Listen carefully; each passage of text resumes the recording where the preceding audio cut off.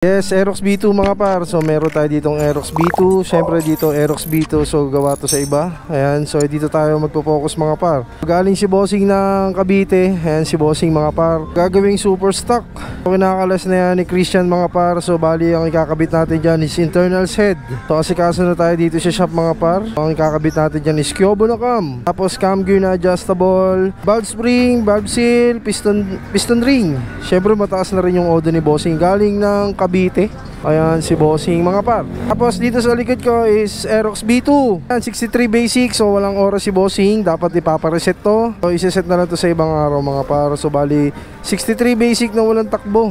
So ang kinabit na block dyan is, pakita ko sa inyo yung block na kinabit dito is CRP na 63mm na block na chrome bore, tapos CRP na cam. So hindi kami gumagamit ng CRP na cam mga par.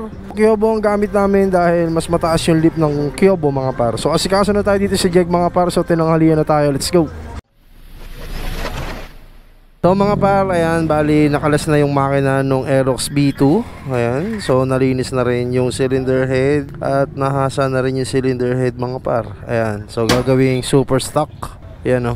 So hinihintay na lang si Boss Eman para i-degree tong super stock na Aerox B2 30K Odo mga par. Ayan. May kakabit dito is Kyobo na cam, valve spring, tapos valve seal, gasket, head gasket. Ayan. So malapit na rin mabuto. Hinihintay na lang si Boss Eman mga par. Let's go. So ayan mga par, bali dumating na si Boss Eman. So time check tayo is 3:30. Ayan, so hinapon na tayo dahil kakarating lang ni Boss Eman mga par. So nandito si Saki Boy. So sa lahat ng binubuo naming makina mga par, idinidegree yan dito ni Boss Eman. Mapa bolt on, 4 up mga par. So syempre itong Aerox B2 is gagawing super stock. So ang kinabit dyan is cam na Kyobo, tapos si TSMP na valve spring, tapos valve seal, head gasket, cam gear adjustable mga par. So ayan, malapit ng i-degree ni Boss Eman. So abangan nyo ito pag natapos mga par. Let's go. Overtime mga par. So bali okay na yung super stock na Aerox B2 dahil ginabit tayo dahil nagka-problema yung kanyang block.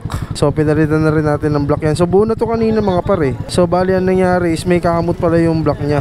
So kanina pagka-start namin nagre-redondo lang, ayaw niyan tumuloy. So yung block pala niya is may tama na mga par. So ayan, all goods na yung Aerox B2 na super stock. So syempre Kyobo cam, TSMP na valve spring. Ayan o, so all goods na, umaandar na siya mga par. So yun lang mga par, maraming salamat sa lahat na sumusuporta sa Jig. Syempre lagi kayong mag-iingat. Ayan o, tagay na sila mga par. Ayun o, yes. Yun, dito na may panggulo ng bayan. Ayan, so yun lang mga par, maraming salamat sa lahat na sumusuporta sa Jig. Syempre lagi kayong mag-iingat.